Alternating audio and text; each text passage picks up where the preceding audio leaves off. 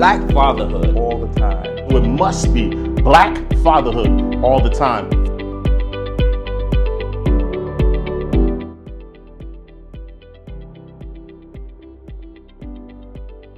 What that means to me is that, there's never a time, once you become a father, there's never a time when you're not a father. There's never a time where you could take off a day, where you could say, I'm not gonna do what I'm supposed to do as a father. Every single day, all the time, there could be a time when your children get older, right? They still gonna call you because you're still a father. When your children have children, you're still a father. You become a grandfather or a grand-ab like me, you're still a father. So for the rest of your life, once you get in the game, the fatherhood game, you're a father for the rest of your life, all the time. The number one lesson I learned from my dad,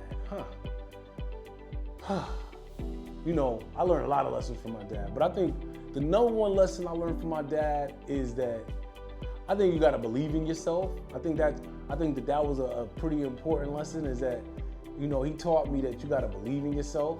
I wanna say more, but the number one I think is just, believe in yourself, be a good person, honesty, so many things, but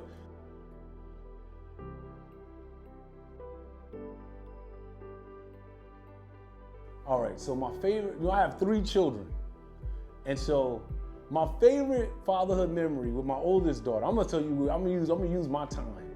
My favorite fatherhood memory with my oldest daughter is when she was little.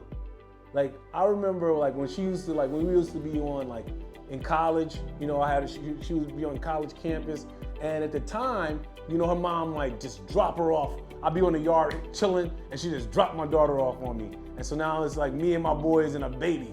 And I'm just what am I supposed to do? I remember one time, she was crying and stuff, and I was I don't know what to do. And one of my boys took her and he put her to sleep. And it was nice to have that support back then.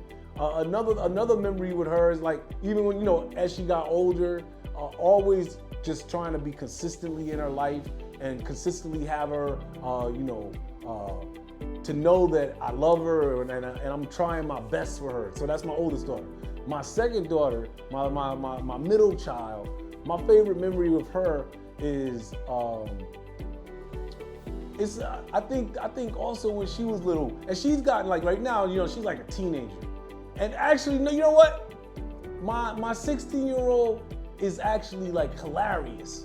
She does these little things that are funny. For a week straight, every time she came in a room, she entered the room and said, she was how did it go?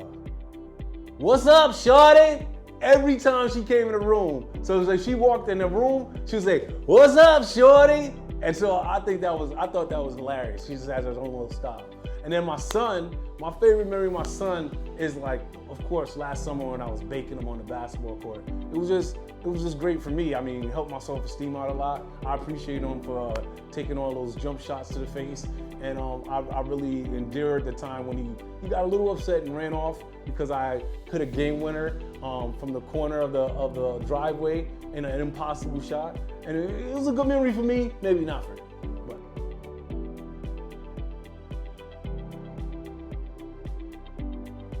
I recognize that every day that I have to be a role model for my kids. I recognize that I have to be consistent.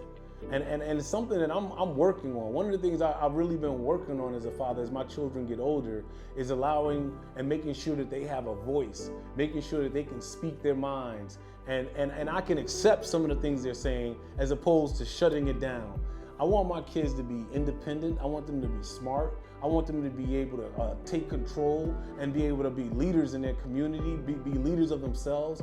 And so ultimately, I just feel as a father, it's so important for us to be able to lift them up, give them that self-esteem that they're lacking, encourage them, make them believe things about themselves that they can't even see is real yet, and make them also let them know that anything they want to do, they can do. They can never stop dreaming. They can have all the opportunities, and I feel it's my responsibility to kind of pave the way for them, make it easier for them, so that as they go through life, you know, because I don't want everything to be hard for them. I want things to be easier for them because I went out and I grinded so that it could be easy for them. So I think that as a father, all of us should be working to make our children's lives easier and also preparing them to be able to be strong and be in the fight at the same time. So just because things are easy doesn't mean they're not ready for the challenges that come.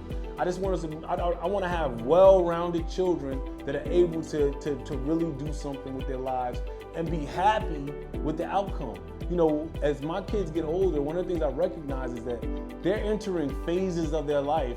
Well, it's really kind of like up to them, right?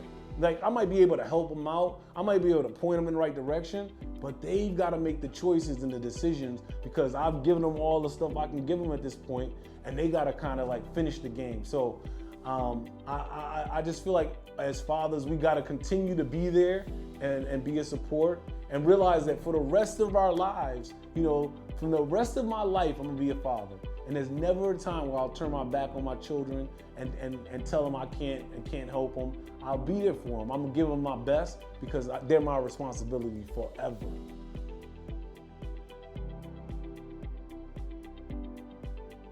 I want to be remembered as a father that was always trying to improve, that I was trying to learn and I was trying to become better as a father.